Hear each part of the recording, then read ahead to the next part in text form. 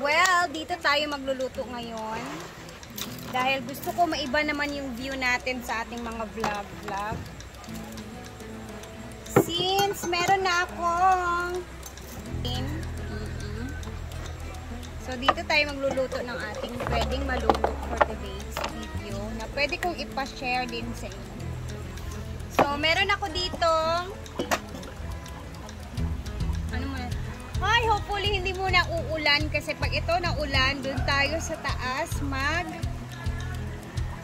magluluto talaga, hindi pwede dito, no? So, simulan na natin. Meron akong glutinous rice flour dito, guys. Ayan. Buksan muna natin. Hanap talaga si Rhea ng very complicated na mga areas. Para sa inyo lang talaga yan, guys, no? Ito is polar bear siya, and then 500 grams na glutinous rice flour. Ayan. Lalagay tayo ng tubig sa ating, pwede naman siya gata yung ilagay ninyo, pero ako is ang ilalagay natin ay tubig lang muna ang ilalagay natin. Kailangan natin gumawa ng dough dito. Tubig ha, pwede din gata yung ilagay natin. So, konti-konti lang muna na tubig kasi gagawa tayo ng dough. Mamaya makikita ninyo kung ano yung gagawin natin. Konti lang yung ingredients neto, guys. Napakadali lang.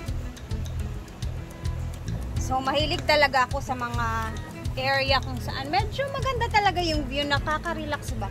Next time naman sa mga vlog natin, dun tayo sa kabila na naman. So abangan niyo yung mga ating mga background sa ating vlog. Again, next, kung saan na naman tayo pupwesto. So gagawa lang ako na ito ng dough. Papakita ko sa inyo mamaya. Hopefully, wala munang ulan talaga kasi sayang ang view natin. Kung uulan, nako, babalik tayo din sa taas.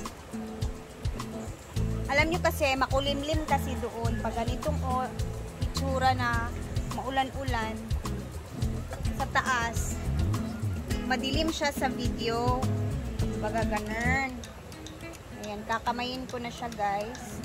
Ayan, nakapaghugas na ako ng aking kamay, ha. Gagawa lang tayo ng dough dito sa ating glutinous rice flour. So, bumili talaga ako ng rice flour na nasa pakete. Polar bear talaga yung binili ko kasi meron kami sa merkado. Medyo siya. Iba yung niya. Yung parang siya ba? Hindi siya first class na glutinous rice flour. Ayan na, nagbabadya na yung langit. Ayan, kinakamay ko na talaga siya, guys, kasi nga kailangan natin gumawa ng dough natin.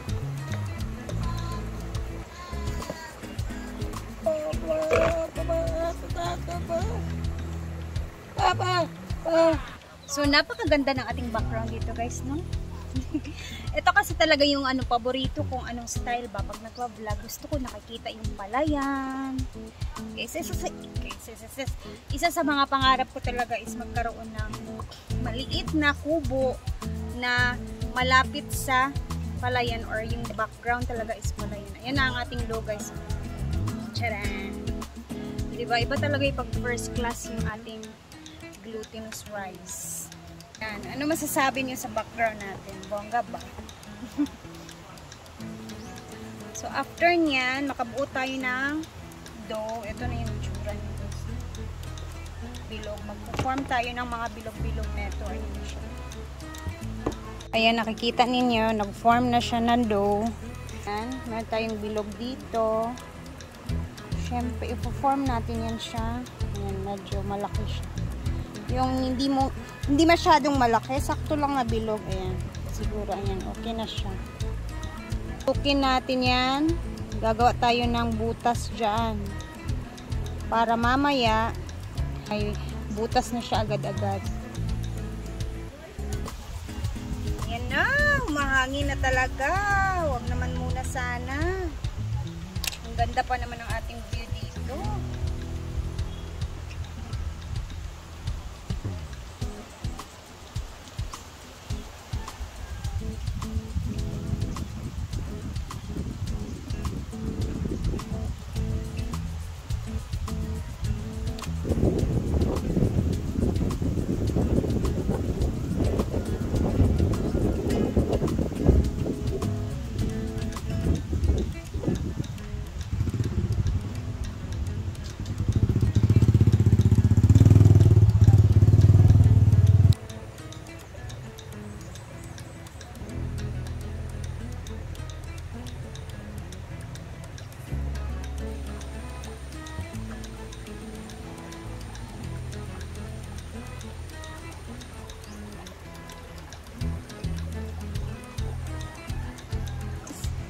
Tapos ko na guys.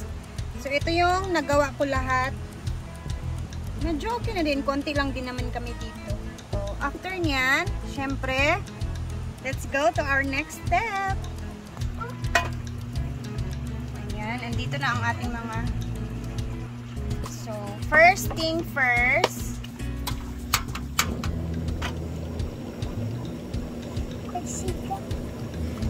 Dahan-dahan lang siya kasi ang butane is mahirap nang mag-overheat. Mantika.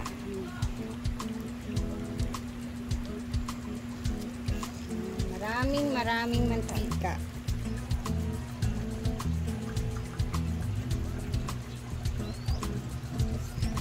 Isa natin ilalagay. Natin yan siya guys.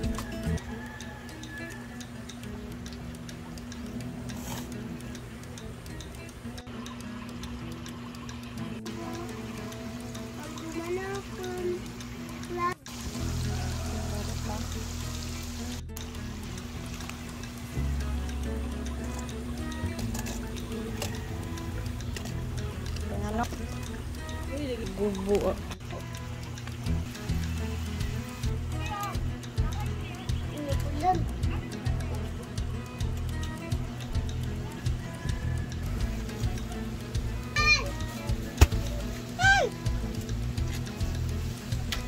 careful lang kayo magluto nito kasi nga pumuputok talaga siya. So much better takpan ninyo like that. So next is, syempre, i-coat pa natin siya sa ating white brown sugar. Lalamig kayo. So magpapainit muna tayo ng kawali. Lalamig ka. At ang hirap, at ang ako. May sabon.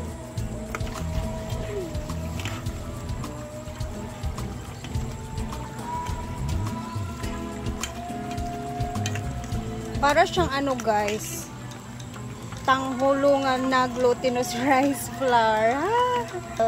Malalaman natin ang lasa nito later.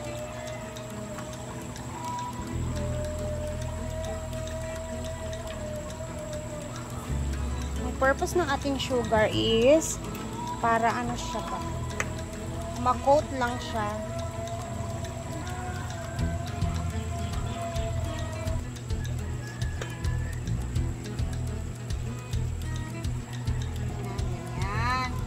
So, ito na yung kanyang hitsura, guys.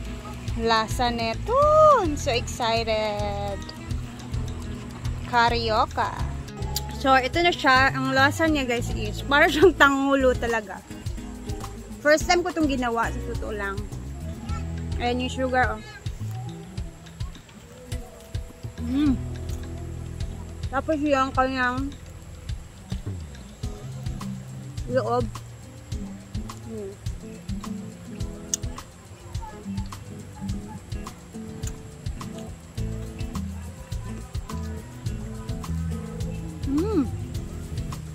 Ang sarap. For me, masarap.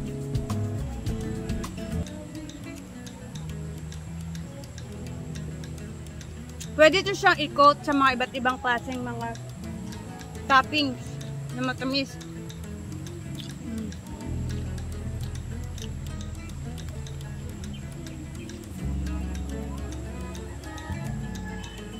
oh. Bawal sa mga diabetic.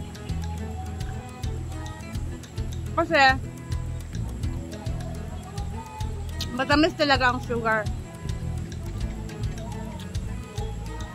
Sa mahilig sa matamis, perfect siya. Ayan oh. Yung glutinous niya guys, o luto naman.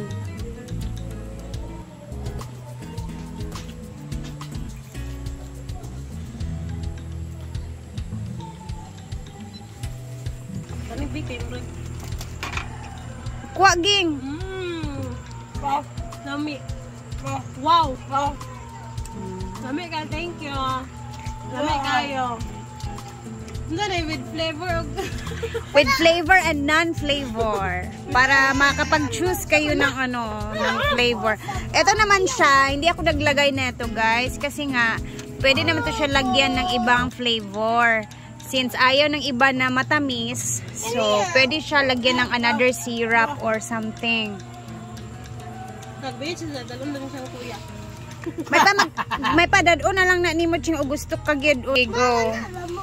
Asa ka ni? Ako na Amis ni? ako. Magkaon pa man sila. Bato-bato pek. Ay! Sabi niya gusto daw niya ding dalawa. Wow. Oh.